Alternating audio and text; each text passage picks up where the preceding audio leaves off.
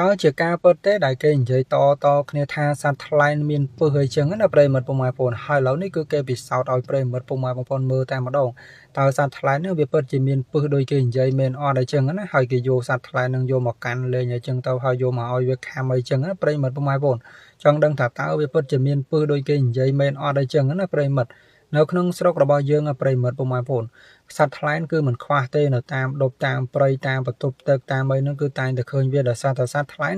វាចូលចិត្តនៅអាតំបន់ណារៀងតិចអីចឹងប្រិមិត្តពុកម៉ែបងប្អូនហើយវាដើររស់ស៊ីចំណីយ៉ាងអាណាធិបតេយ្យតែម្ដងវាដើរដោយអត់មានខ្លាចអ្នកណាទេណាប្រិមិត្តពេលខ្លះវានៅតាមបន្ទប់ទឹកអីចឹងទៅហើយពេលដែលអ្នកឃើញវាហ្នឹងគឺមានអារម្មណ៍ថាខ្លាចវាមែនទែនទោះបីជាថាមើលទៅវាធម្ម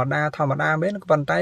ហាក់ដូចជាវាអត់មានខ្លាចយើងណាប្រិមិត្តពុកម៉ែបងប្អូនពេលខ្លះយើងចូលបន្ទប់ទឹកចូលអីចឹងទៅឃើញវានៅក្នុងនឹងអីចឹងទៅពេលខ្លះដេញវាអញ្ចឹងទៅប្រិមិត្តពុកម៉ែបងប្អូនហើយអាពាក្យចចាមអារាមដែលគេនិយាយតគ្នាផងដែលគេនិយាយថាសត្វថ្លែងមានពឹសមានអីចឹងណាប្រិមិត្តពុកម៉ែបងប្អូនដល់ពេលអញ្ចឹងទៅ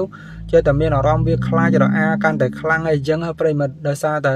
រូបរាងរបស់វាមើលទៅវាគួរឲ្យខ្លាចទៅហើយដល់ពេលគេនិយាយថាសត្វថ្លែងមានពឹសមានអីទៀតនោះគឺកាន់តែខ្លាចមែនទែនតែម្ដងប្រិមិត្តពុកម៉ែបងប្អូនប៉ុន្តែទោះបីជាថាគេថាមានពឹសឬក៏មិនមានពឹសយ៉ាងណាយើងវាមិនទាន់ដឹងច្បាស់ឬក៏មិនទាន់មានការពិសោធន៍ឲ្យបានឲ្យច្បាស់ថាតើសត្វថ្លែងនឹងវាមានពឹសពិតមែនអត់អីចឹងណាប្រិមិត្តពីព្រោះថាយើងធ្លាប់តែលើគេនិយាយត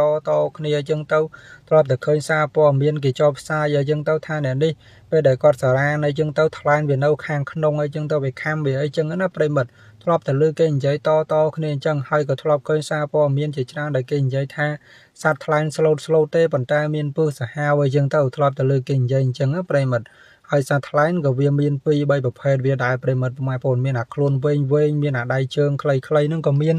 ចឹងទៅក៏ឃើញមានច្រើនដែរប្រិមិត្តដែលធ្លាប់ឃើញនៅតាមតំបន់ព្រៃភ្នំឯងតែងតែឃើញអាសត្វថ្លែងដូចពស់ចឹងវែងប៉ុន្តែដៃជើងរបស់វារាងខ្លីអីចឹងទៅហើយធ្លាប់ឃើញជាច្រើនដងដែរប្រិមិត្តពុកម៉ែបងប្អូនចឹងទៅធ្លាប់តែលើគេនិយាយតគ្នាថាសត្វថ្លែងមានពឹសមានអីចឹងទៅថាឃើញតែស្លូតប៉ុន្តែមានពឹសអីចឹងណាហើយយើងអត់ដែលបានឃើញគេបញ្ជាក់ថាសត្វថ្លែងពិតជាមានពឹសមែនអត់អីចឹងប៉ុន្តែបើនៅក្នុងស្រុករបស់គេវិញគឺសត្វថ្លែងគឺសាមញ្ញតែម្ដងគឺគេយកមកចិញ្ចឹមហើយគេចាប់ឲ្យថ្លែងខាំឲ្យអីធម្មតាប៉ុន្តែហាក់ដូចជាមិនមានពឹសមិនមានអីទេប្រិមិត្តពុកម៉ែបងប្អូនហាក់ដូចជាធម្មតាអញ្ចឹងណាអញ្ចឹងហើយបានជាអេដមីនបង្កើតជាសំណួរមួយថាតើសត្វថ្លែងនឹងវាពិតជាមានពឹសមែនឬអត់ប្រិមិត្តពុកម៉ែបងប្អូនព្រោះយើងធ្លាប់តែឃើញគេចុះផ្សាយធ្លាប់តែឃើញគេនិយាយតគ្នាលើគេនិយាយ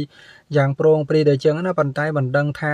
វាពិតជាមានពឹសមែនអត់ឬក៏មានអ្នកពិសោធន៍អត់គឺអត់ដែរឃើញមានគេនិយាយទេប្រិមិត្តពុកម៉ែបងប្អូនបើធ្លាប់តែលើគេនិយាយថាមានពឹសអញ្ចឹងណាហើយឥឡូវនេះគេយកមកចិញ្ចឹមប្រិមិត្ត